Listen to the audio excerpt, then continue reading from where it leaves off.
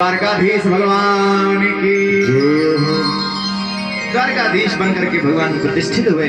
परीक्षित जी महाराज ने यहाँ पर प्रश्न किया, बाबा हमने सुना है कि भगवान का पहला विवाह राक्षसी विधि के द्वारा हुआ है।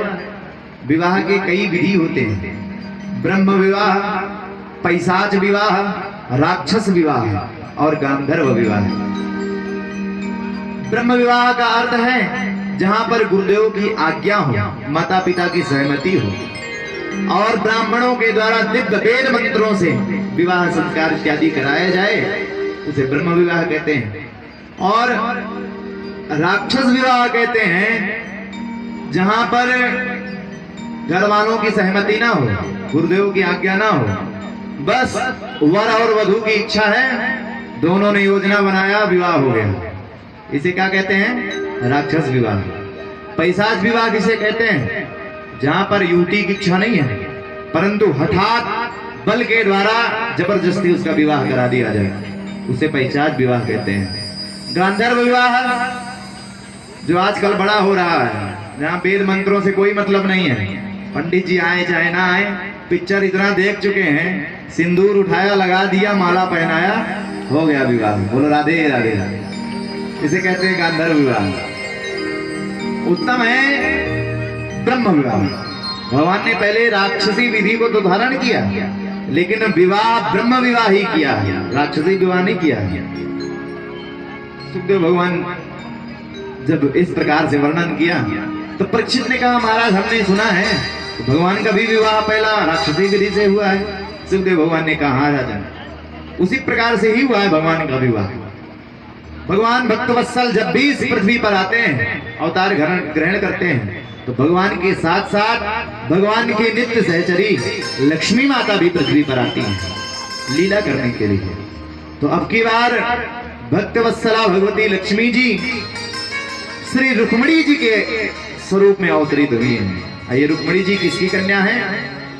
कि राजा सीत भीष्मको नाम, राजासीत् भीष्मको नाम विदर्भाधिपतिर्महान्, तस्य पञ्चाभवन् पुत्राः कन्यैका च वराननाः, तस्य पञ्चाभवन् पुत्राः कन्यैका च वराननाः। विदर्भ देश कुंडनपुर के राजा श्री भीष्मक जी के पुत्री के रूप में भक्ति लक्ष्मी ही अवतरित हुई है, रुक्मिणी जी के नाम से। रुक्मिणी जी के पिताजी श्री भीष्मक जी महाराज ने एक दिन अपने 5 पुत्रों को बुलाया, रुक्मक इत्यादि पुत्रों को। और भीष्मक जी ने कहा कि हमारी पुत्री अब विवाह योग्य हो गई है, इसका विवाह करना चाहिए। हमको तो इसके योग्य एकमात्र कृष्ण ही वर के रूप में दर्शन देते हैं। हमारी पुत्री साक्षात लक्ष्मी के समान है, स्वरूपवान है, गुणवान है, और इसके समान सौंदर्य से परिपूर्ण कृष्ण ही हमको वर के रूप में दिखते हैं। हाँ, सभी भाई प्रसन्न हो गए। हाँ हाँ पिताजी आप सही कर रहे हैं, सही कर रहे हैं। लेकिन तब तक सबसे बड़ा पुत्र रुक्मी उठा, नहीं नहीं पिताजी मैं विरोध करता हूँ, उस दुष्ट ग्वाले के साथ मेरी बहन का विवाह करने के लिए आप कह रहे हैं?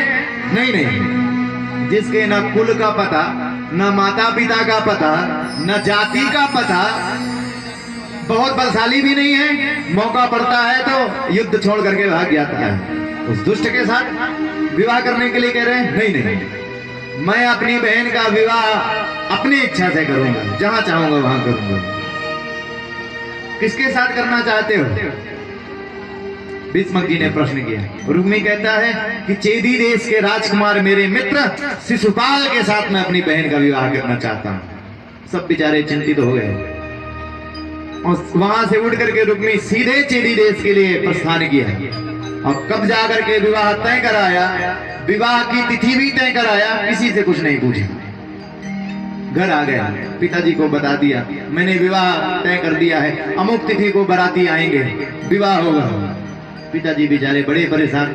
अब बाद बड़ा पुत्र है, बड़ा दुष्ट है, पिताजी ने भी हाँ में हाँ मिला दिया। जब भगवती रुक्मिणी ने सुना, भगवती रुक्मिणी जो लक्ष्मी स्वरूपा है, वो अंदर ही अंदर नारायण के कृष्ण स्वरूप को प्रेम करती थी।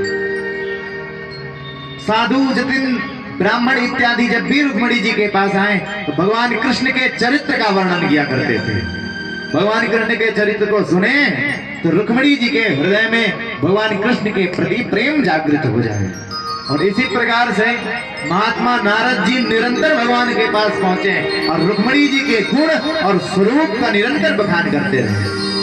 तो दूर से एक दूसरे के स्वरूप को श्रवण करके एक दूसरे के प्रति प्रेम की अवस्था जागृत हो चुकी थी दोनों के हृदय में। तो जब रुक्मिणी जी ने सुना कि मेरा विवाह दुष्ट शिशुपाल से होगा, भगवान कृष्ण से नहीं होगा, तो चिंतित हो गए, रोने लगे खूब जोर जोर से। तो रुक्मी की पत्नी रुक्मिणी जी की भाभी जी आई, क्यों रो रही हो? सारा जगत जानता है कि कृष्ण कोई साधारण पुरुष नहीं है, भगवान है। तो भगवान है तो तुम दुखी क्यों होती हो? एक पत्र लिख करके ब्राह्मण के द्वारा भिजवा दो, उसमें अपनी कथा लिख करके भिजवा दो। अगर वो भगवान होंगे सत्य स्वरूप में तो तुम्हारे दुख को दूर करने के लिए अवश्य आएंगे। और रुक्मिणी जी ने पत्र लिखा, ब्राह्मण देवता के हाथों में दिया कि आप लेकर के जाइए, दीजिए। रथ में सुशोभित होकर के ब्राह्मण देवता पहुंचे भगवान की सभा में। अब भगवान किस सभा में विराजते हैं? भगवान सुधर्मा सभा में विराजते हैं। और सुधर्मा सभा की एक विशेषता है, इसमें ऐसी व्यवस्था है कि कितने भी सभासद आ जाएं, कितने भी लोग आ जाएं, एक सिंहासन हमेशा खाली ही रहेगा, कितने भी लोग आ जाएं। ब्राह्मण देवता पहुंचे, ब्राह्मण को देख करके प्रसन्न हो गए। आइए ब्राह्मण देवता आइए, आपके पूजा पाठ इत्यादि में किसी भी प्रकार का व्यवधान तो नहीं है? भगवान जब भी मिलते थे यही पूछते थे, क्योंकि भगवान का संकल्प ही था कि पाप को खत्म करना है। ब्राह्मणों से यही पूछते थे कि किसी भी प्रकार का कोई व्यवधान तो नहीं है पूजा इत्यादि में? नहीं नहीं महाराज, आप कृपा से सब बढ़िया चल रहा है। अच्छा अच्छा, तो बताइए क्या सेवा है? महाराज पत्र लेकर के आए हैं यहाँ। अच्छा ठीक है, पढ़िए क्या पत्र है? नहीं नहीं महाराज, सरकारी नहीं है, प्राइवेट पत्र है, प्रेम पत्र है ये। सबसे पहली बार प्रेम पत्र भगवान के पास ही आया था। बोलो राधे राधे। कोई बात नहीं, मेरे लिए अगर ये प्रेम पत्र आया है तो सबको सुनाओ, कोई बात नहीं। ब्राह्मण देवता प्रेम पत्र सुनाने लगे। भगवती लक्ष्मी स्वरूपा रुक्मिणी जी क्या लिख रही हैं कि श्रुत्वा गुणान् भुवन सुंदर सन्वतां ते। रुक्मिणी रमण भगवान की राधे श्याम। ओम वंशी विभूषित करान् नवनीलराभात् पीताम्बरान् तरुणबिम्ब फलाधिरोष्ठात् पूर्णेन्दु सुन्दरमुपादरविन्द नेत्रात् कृष्णात् परं किमपि तत्त्वमहं न जाने। कृष्णात् परं किमपि तत्त्वमहं न जाने। श्री लक्ष्मी नारायणाय नमः। ध्यानार्थे यच्च पुष्पाणि समर्पयामि।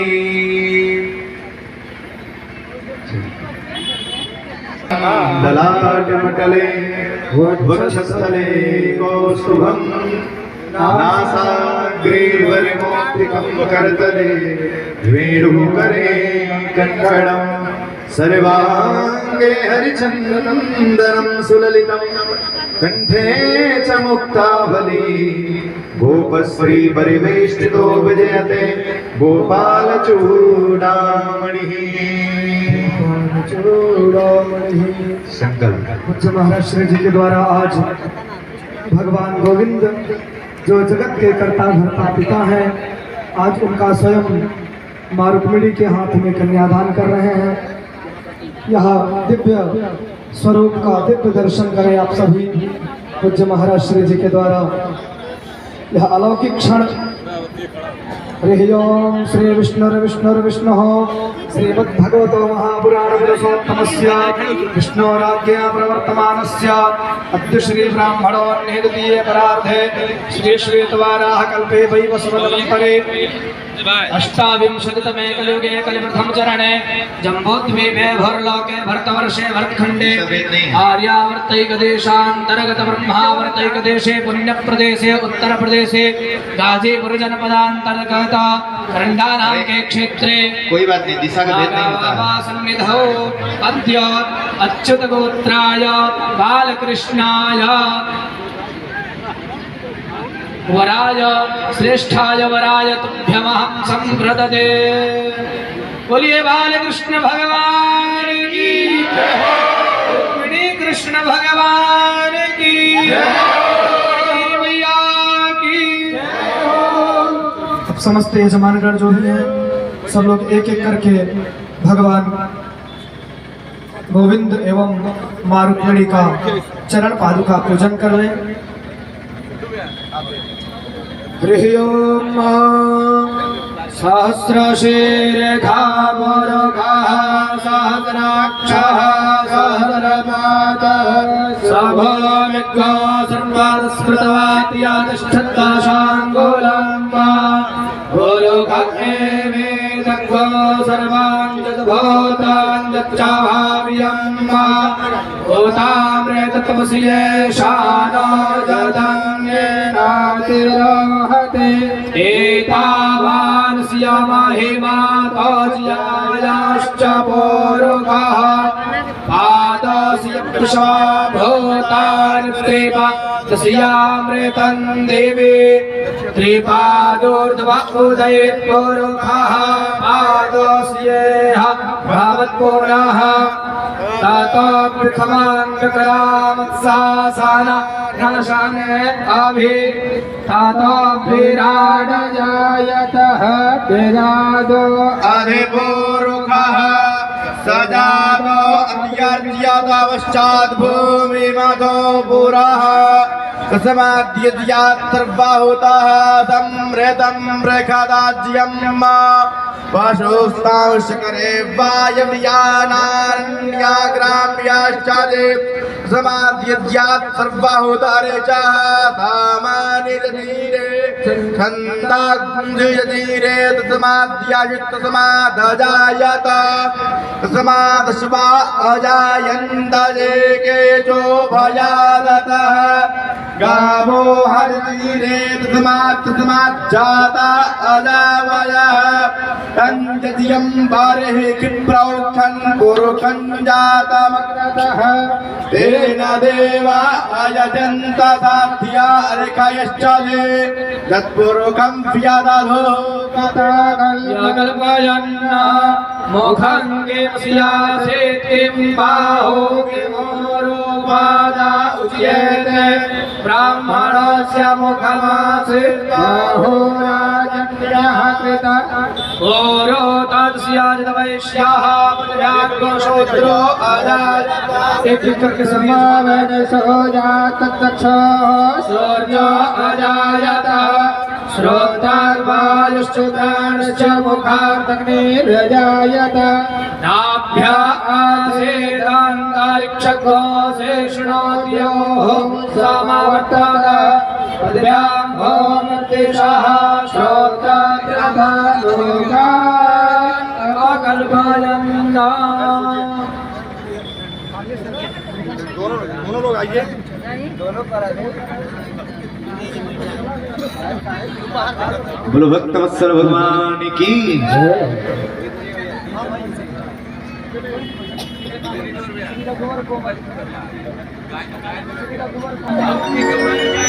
गोसी चैनल से आप देख रहे हैं रुक्मिणी विवाह। वो मुझे चूड़ियां पहना दो,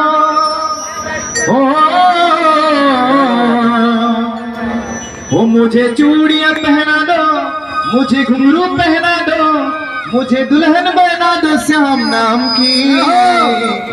मैं तो रानी बनूंगी ब्रज धाम की, मैं तो रानी बनूंगी ब्रज धाम की, मैं तो रानी बनूंगी ब्रज धाम की, मैं तो रानी बनूंगी ब्रज धाम की।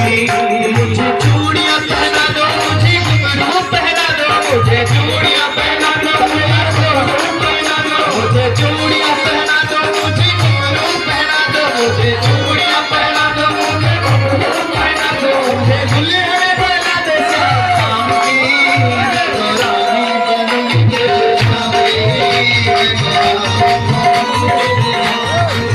मैं तो रानी बनूंगी ब्रज धाम की, मैं तो रानी बनूंगी ब्रज।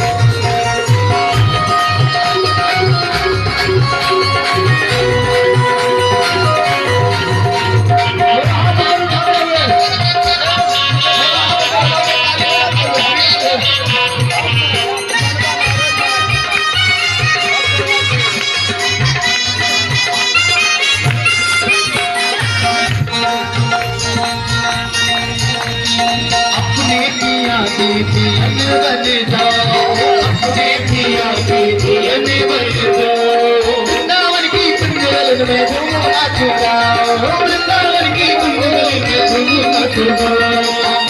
ऐसे नहीं, नाचने के लिए बोला है, झूमने के लिए मना नहीं किया है। भैया हाथ ऊपर करके नाचो, मैं अपने पिया की धीअन बन जाओ, अपने पिया की धीअन बन जाओ। वृंदावन की कुंजलन में झूम नाच जाओ, वृंदावन की कुंजलन में झूम नाच जाओ। मेरे गजरा लगा दो, मेरे गजरा सजा दो, मेरे गजरा लगा दो, मेरे गजरा सजा दो। मुझे मेरी जगह सामना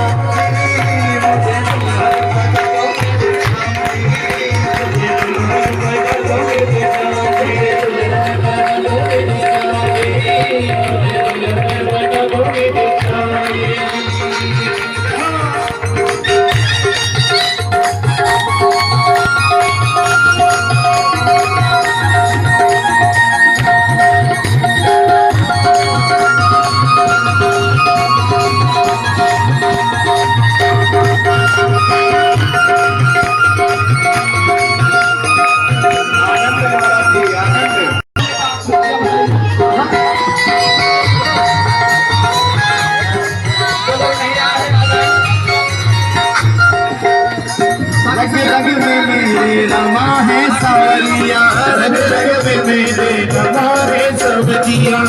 रग में मेरे रमा है सावरिया, रग रग में मेरे रमा है सब्जियां। पिछले के सावरिया से हो गई मैं तो पिछले के सावरिया से हो गई मैं तो। रग रग में मेरे रमा है सावरिया,